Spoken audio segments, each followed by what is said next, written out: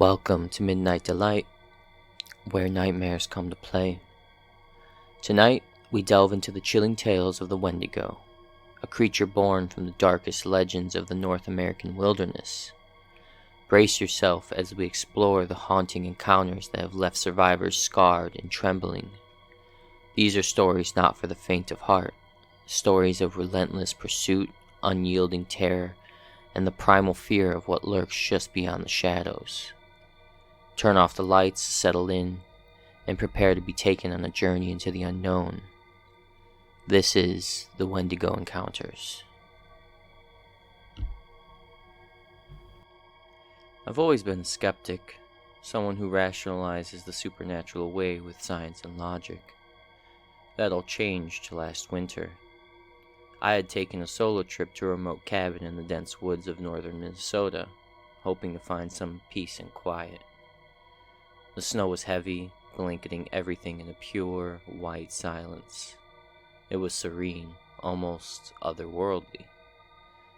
On the third night, the tranquility was shattered. It started with a sound, a low, menacing growl that seemed to echo from the depths of the forest.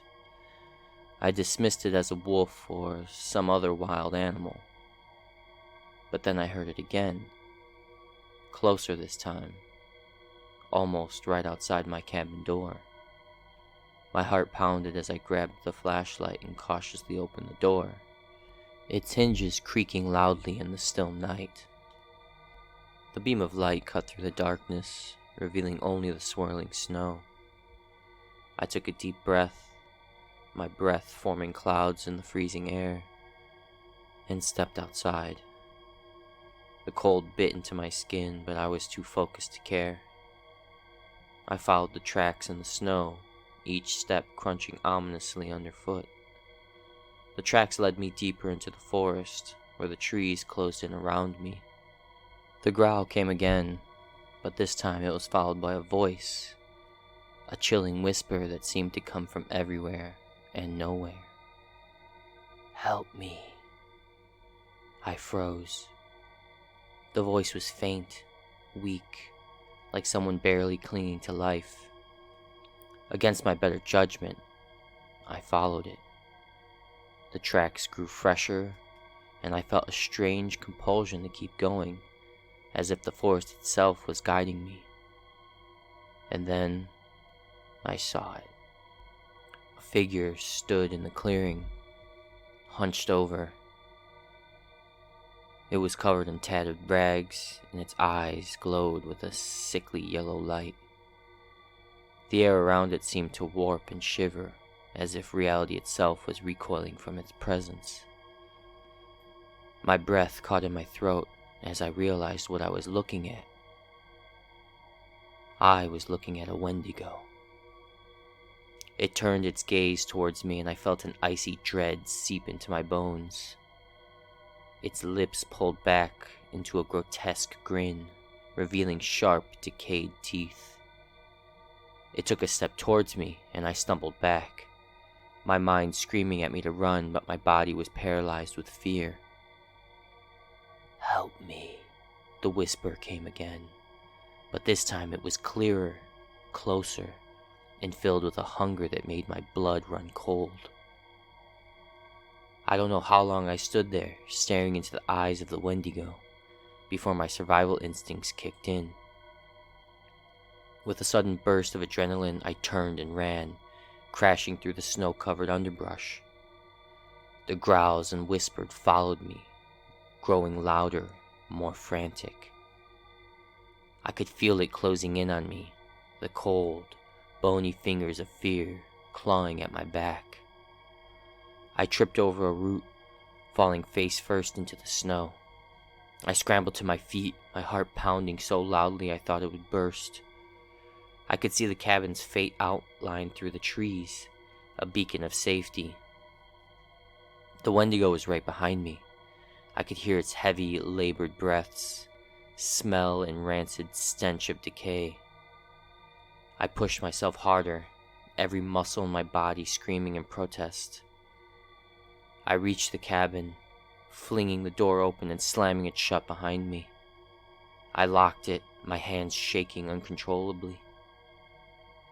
The growling stopped, replaced by a deafening silence.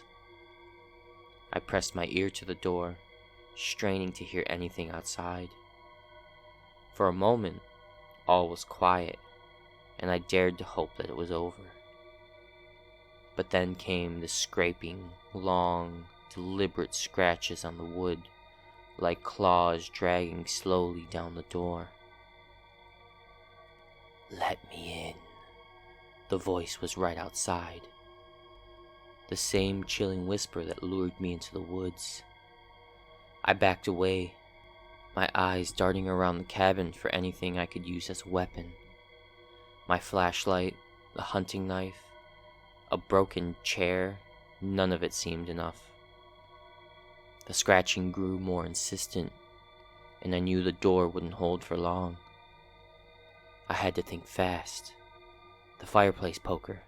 I grabbed it, holding it tightly in my trembling hands. The door shook, the wood splintering under the relentless assault. And then, with a final, ear-splitting crack, it gave way. The Wendigo stood in the doorway, its yellow eyes glowing with malevolent hunger. It stepped inside, its grotesque form filling the small cabin with an oppressive sense of doom. I raised the poker, ready to fight for my life, but deep down, I knew it was futile.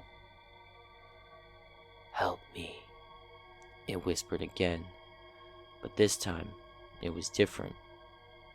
The voice was layered, as if multiple voices were speaking at once, pleading, crying, begging for release.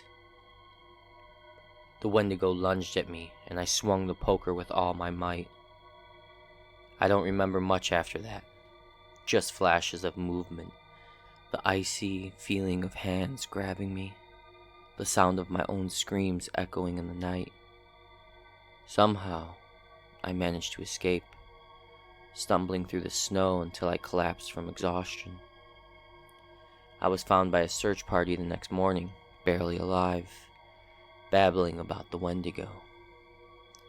They said I was delirious from the cold, that I had imagined it all. But I know what I saw, what I heard.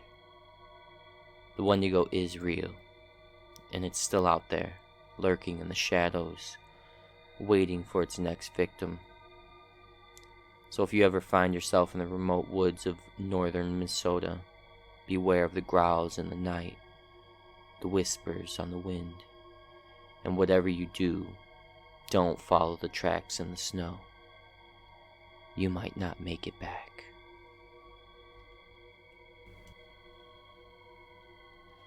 We'd always wanted to take a winter vacation in the wilderness to get away from the noisy city life. My wife Lisa and our 2 kids, Sam and Emma, were excited about the idea of spending a week in a cozy cabin nestled deep in the forests of northern Minnesota.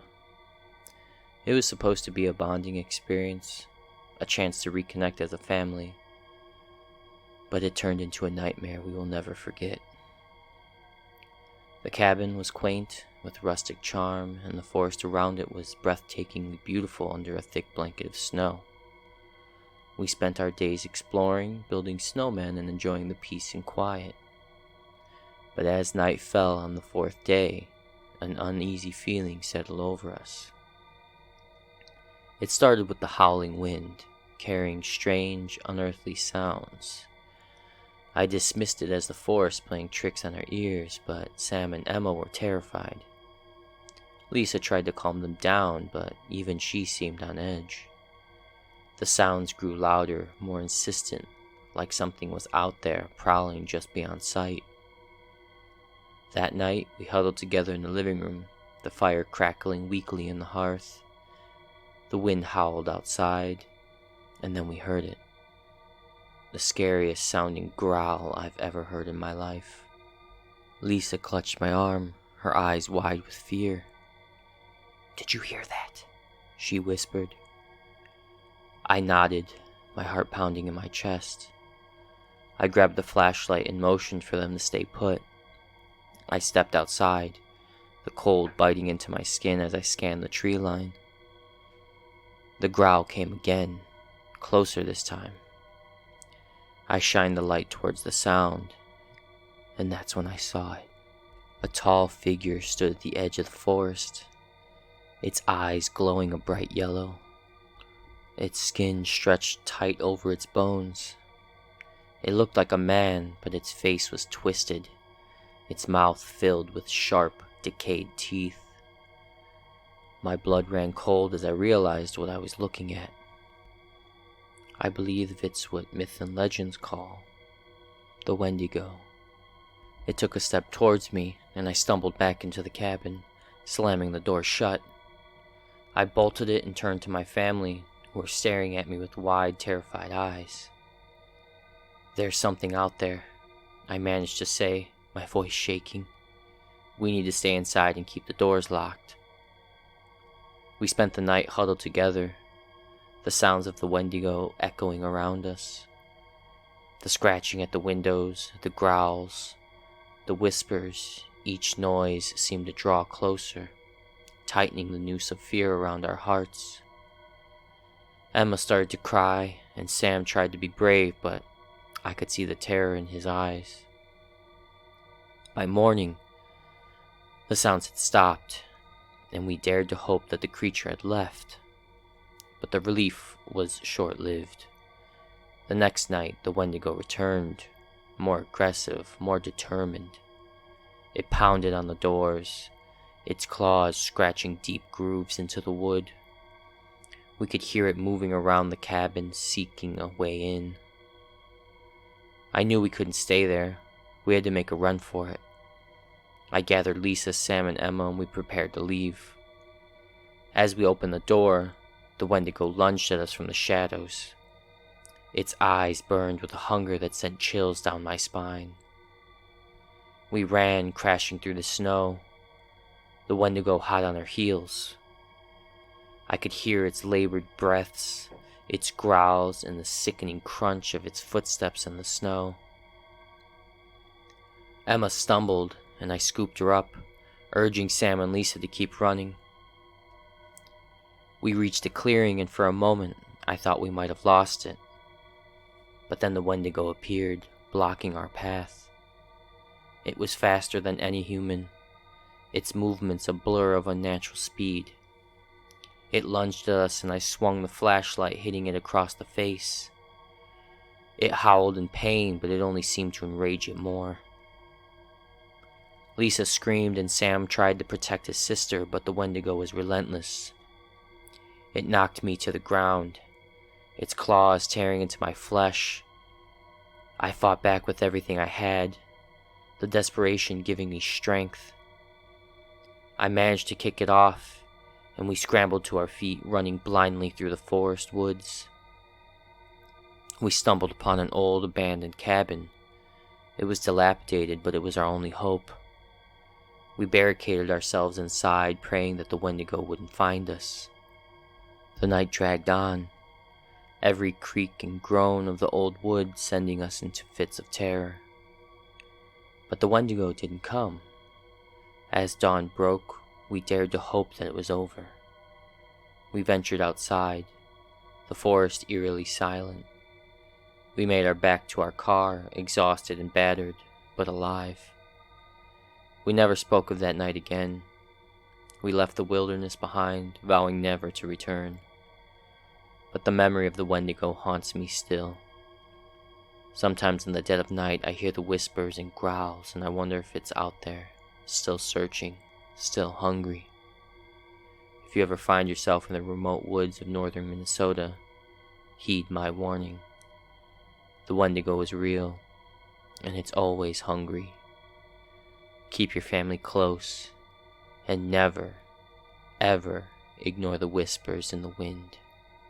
They might just save your life. I've always been drawn to the wilderness, the solitude of nature. As a park ranger, I prided myself on knowing every inch of the vast forest I was responsible for. But there are some places, some things that even the most seasoned ranger can't prepare for. It was late autumn, and the first snows had already begun to blanket the forest. I was on a routine patrol, ensuring that the last of the summer campers had vacated before the deep freeze set in. The sun was setting, casting long shadows through the trees, when I noticed a flicker of light deep within the woods. A campfire. Someone was still out there. I radioed in, informing my colleague Ben that I was going to investigate. The path was overgrown and treacherous, but I made my way towards the light, the cold biting at my exposed skin. As I approached, I saw a small, makeshift campsite, a tent, a smoldering fire, and a figure huddled by the flames. "Hello?" I called out, trying to sound authoritative yet friendly. The figure didn't respond. I stepped closer, and that's when I noticed the blood.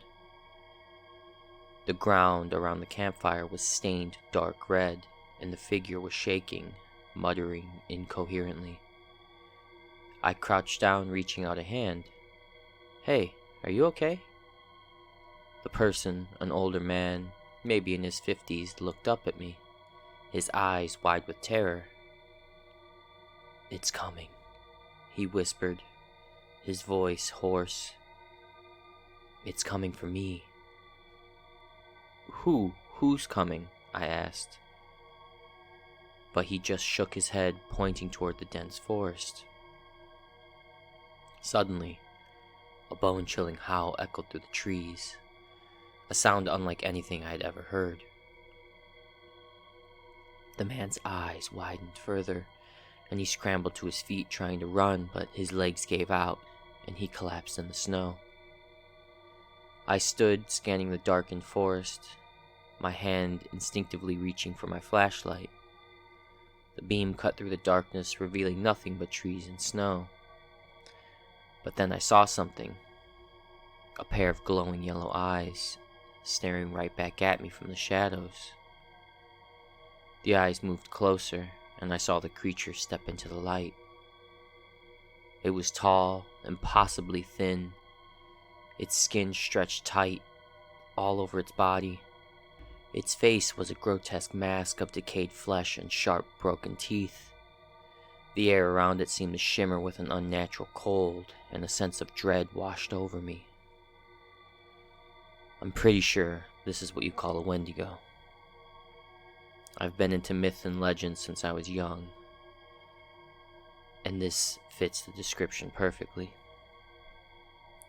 The man on the ground began to scream, a high-pitched, desperate sound that sent shivers down my spine. The Wendigo moved in with terrifying speed, lunging towards him. I tried to pull him to his feet, but it was too late. The creature grabbed him, its claws sinking into his flesh. His screams were abruptly cut off as it dragged him into the darkness. I stumbled back, my heart pounding into my chest. I turned and ran. The sounds of the Wendigo growling and the man's final gurgling cries echoed in my ears. I didn't stop until I reached the ranger station, slamming the door behind me. Ben looked up, alarmed. "What the hell happened?" "Wendigo," I gasped, barely able to catch my breath. "There's a Wendigo out there." He stared at me, his face pale. "Are you sure?" I nodded, sinking into a chair, trying to steady my shaking hands. "It killed a man. We have to call for help." We radioed for backup, but the storm was worsening, and it would be hours before anyone could reach us. We barricaded ourselves in, loading our rifles and setting up makeshift defenses. The night stretched on, the wind howling outside, the snow piling up against the windows. Then, just as I thought we might make it through, the growls began. Low, rumbling growls, reverberating through the walls. The Wendigo was outside, circling the station, looking for a way in. We could hear its claws scraping against the wood, its breath steaming the glass. Ben and I stood back to back, rifles at the ready. The growls grew louder, more insistent. And then, With a deafening crash, the door splintered open. The Wendigo burst into the room, its eyes blazing with malevolent hunger. Ben fired, but the bullet seemed to have little effect. The creature swatted him aside like a rag doll, his body hitting the wall with a sickening thud. I fired my rifle, aiming for its head, but it kept coming relentless and unstoppable. It lunged at me, its claws tearing into my shoulder. I screamed, the pain blinding, but I managed to swing the butt of my rifle, hitting it across the face. It staggered back, snarling, and I took the opportunity to run. I made it to the back room, slamming the door shut and barricading it with whatever I could find. The Wendigo pounded on the door, each blow shaking the walls. I could hear Ben's groans of pain from the other room, but I couldn't reach him. The night dragged on, the Wendigo's attacks relentless. I knew the door wouldn't hold much longer. I could feel the cold seeping in, the despair weighing heavy on my heart. I had to do something, anything to survive. In a moment of clarity, I remembered an old tale about the Wendigo, a legend that said fire could drive it away. I searched the room, finding an old can of gasoline and a box of matches. My hands trembled as I doused the doorway, the smell of gasoline filling the air. With a deep breath, I struck a match and threw it at the door. The flames roared to life, the heat intense. The Wendigo howled, a sound of pure rage and pain. The door shook, but the creature didn't break through. I watched as the fire consumed the doorway, the growls and howls slowly fading. The Wendigo was gone, driven away by the flames. I collapsed to the floor, exhaustion and pain overwhelming me. It was morning when the rescue team arrived. They found me barely conscious, Ben gravely injured but alive. They didn't believe my story, chalking it up to shock and the cold. But we knew the truth. There are Wendigos out there. They are real. So be careful when you're camping in the woods. Thank you for joining us on this harrowing journey through the chilling tales of the Wendigo. If you enjoyed tonight's stories, please like, comment, and subscribe for more spine-tingling narrations. Have you ever experienced something you can't explain, or have a story you'd like to share? Drop it in the comments below or reach out to us. We'd love to hear from you. Remember, the world is full of mysteries and shadows. Stay vigilant and be wary of the whispers in the wind. You never know when you might encounter something unnatural. Until next time, stay safe and sleep well, if you can.